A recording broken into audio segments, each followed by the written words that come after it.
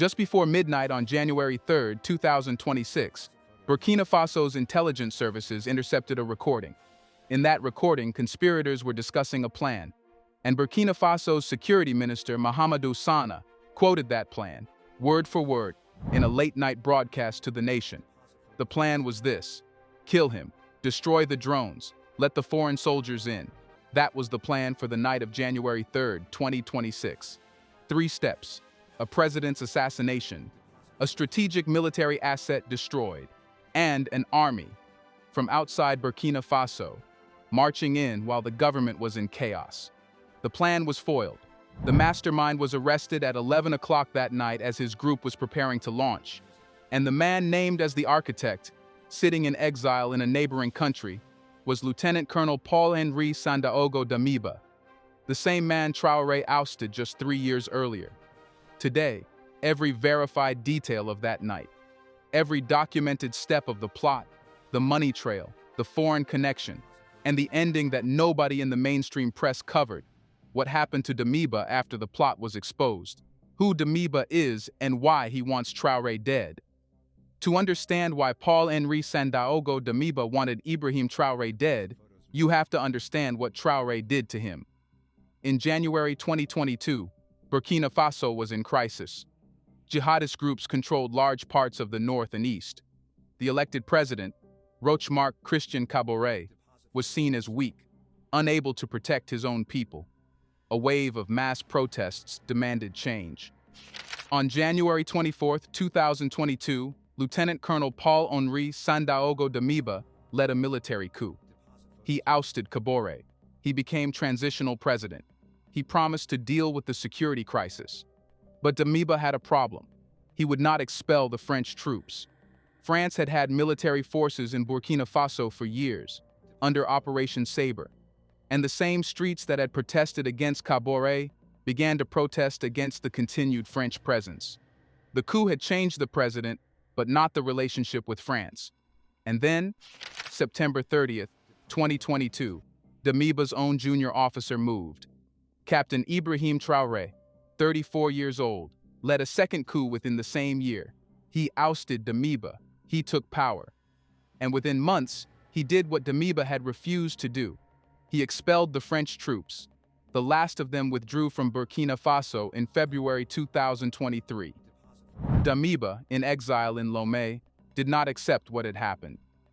According to Burkina Faso's security services, he has since been linked to multiple attempts to return to power, or at minimum, to destabilize the government that replaced him. The September 2023 coup attempt linked to Damiba's loyalists. The April 2025 major plot to storm the presidential palace, mastermind named as operating from Ivory Coast with alleged Damiba connections. And now, January 3, 2026, the most detailed and most operationally advanced attempt yet. By January 2026, intelligence analysts were describing this as approximately the 23rd coup plot against Traore since he took power in September 2022. That is not a government dealing with occasional threats. That is a government under what appears to be a sustained, coordinated campaign to remove it. The plan. What the recordings revealed. Let me take you through what the security services intercepted. The operation was planned for the night of January 3, 2026. It had 3 phases. Phase 1, assassinate Ibrahim Traore. The plan described 2 methods: at point-blank range, meaning a direct, close-quarters killing, or through an operation to mine his residence. Explosives planted at the presidential home. 2 methods prepared, both targeting the same man. The first phase had to succeed before anything else could proceed. Phase 2, immediately after the assassination, before any response could be organized, operatives would attack and put the drone base out of service. Burkina Faso's drone fleet is one of the military's most important assets in its fight against jihadist groups across the north and east. Destroying it would cripple the military's surveillance and strike capability at the exact moment it needed it most. Phase 3, with the head of state dead and the strategic military asset destroyed, a ground military intervention by external forces. Foreign troops, waiting across the border.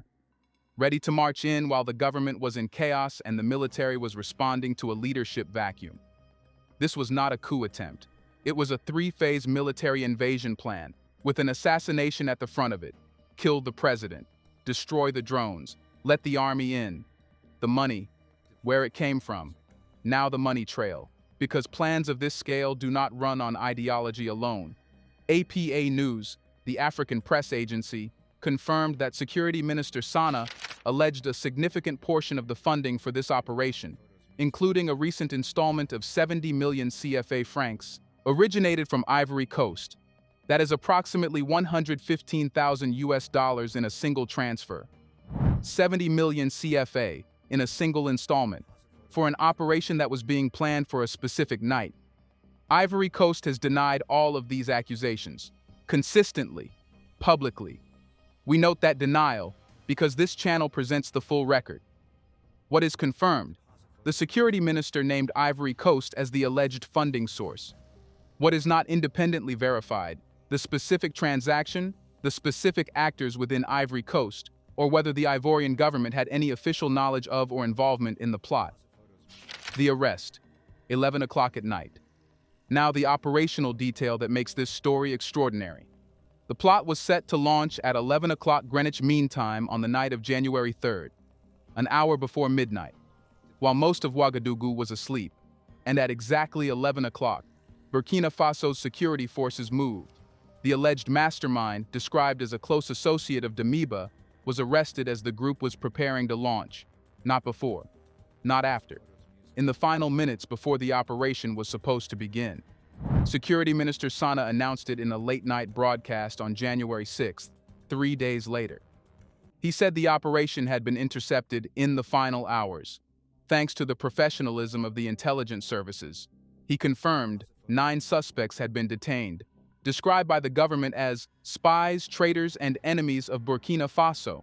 Among them, civilians who were described as having been naively used as couriers and lookouts, not ideological co-conspirators, ordinary people who did not fully understand what they had been recruited into.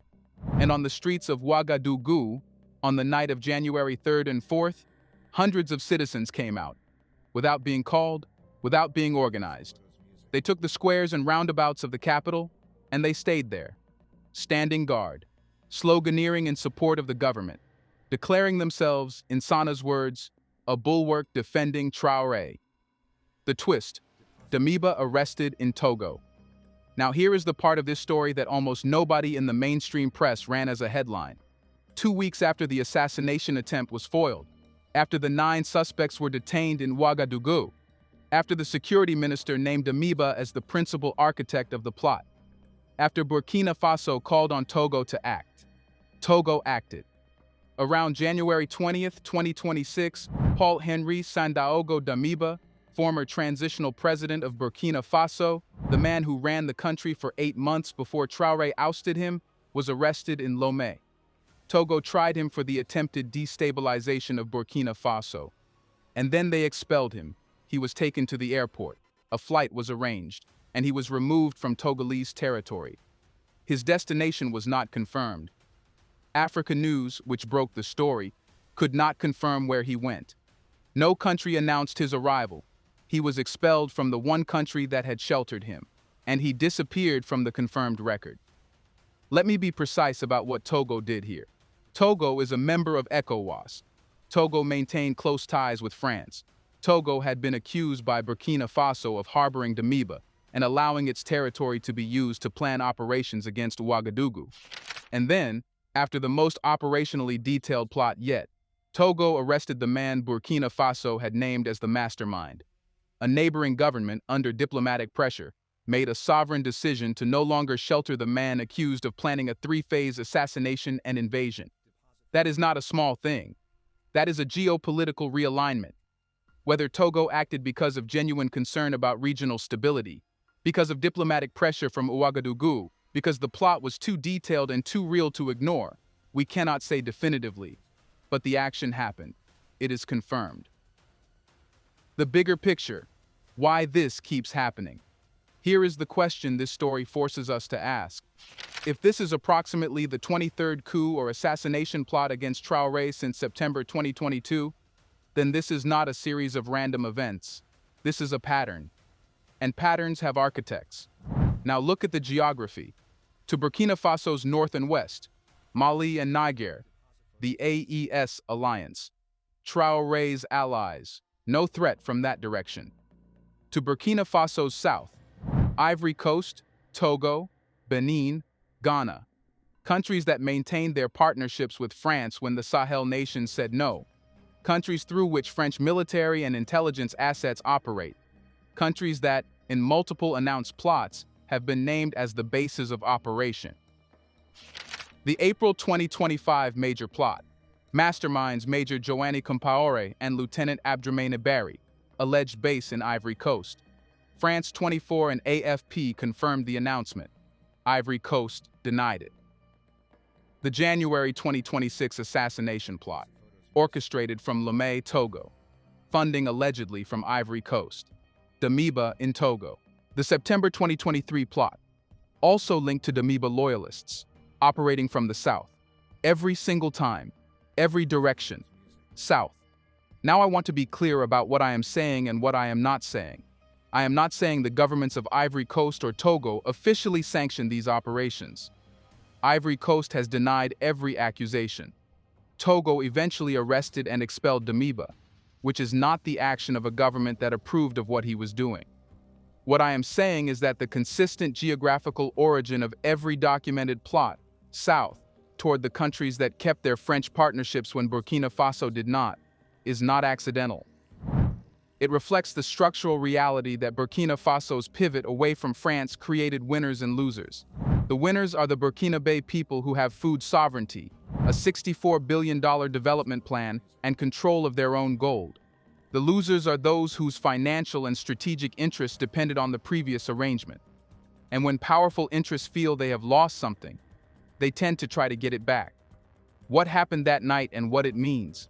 Here is the thing I want to close on, because it is the detail that most coverage of this story missed entirely. When word spread in Ouagadougou on the night of January 3rd and 4th, when people learned that something was happening, they came out. Without being organized, without being ordered. Hundreds of citizens took the squares and roundabouts of the capital, and they stayed there through the night. They were not carrying weapons. They were carrying their presence, their willingness to stand in the dark in the middle of Ouagadougou and declare, "We will not let this happen." Security Minister Sana described it when he spoke on January 6th. He called their mobilization a testament to their determination to support the irreversible march toward the liberation of Burkina Faso from the chains of imperialism. Now, I want to give you that moment without the propaganda attached to it, because the security minister's language is political, and I am not asking you to accept his framing. What I am asking you to consider is this. When a government is purely imposed by force and has no popular support, its people do not come out in the streets to protect it at midnight on a Thursday. They did in Ouagadougou. Hundreds of ordinary Burkinabe people, on a January night, standing in the capital's squares so that the cameras and the conspirators would see, this country is watching. Damiba is gone from Togo, his destination unknown. The 9 suspects from the January 3rd plot are in custody. The drone base they plan to destroy is still operational. Traore is still in Ouagadougou. But the question I want to leave you with is not about the plot itself. It is about what the plot reveals. When a government is targeted with assassination and invasion plans 23 times in 3 years, you have to ask, what is that government doing that makes it worth that level of effort to remove?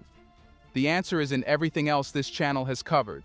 The DGSE spy arrests, the expelled diplomats, the $64 billion development plan, the gold reserves, the highway, the food self-sufficiency, the new mining contracts. A landlocked country in the Sahel that decided it would manage its own resources, on its own terms, for its own people. You attack what threatens you. 23 times and counting. All the sources for this video are in the pinned comment, including the Anadolu Agency report with the security minister's exact quotes, the APA news report on the 70 million CFA, and the Africa News report confirming Damiba's arrest and expulsion from Togo. Read all of them. And tell me in the comments, do you think the plots will stop now that Damiba is gone from Togo? Or is the man the wrong target, and the forces behind him still in place? Subscribe, because in Burkina Faso, the next chapter is already being written.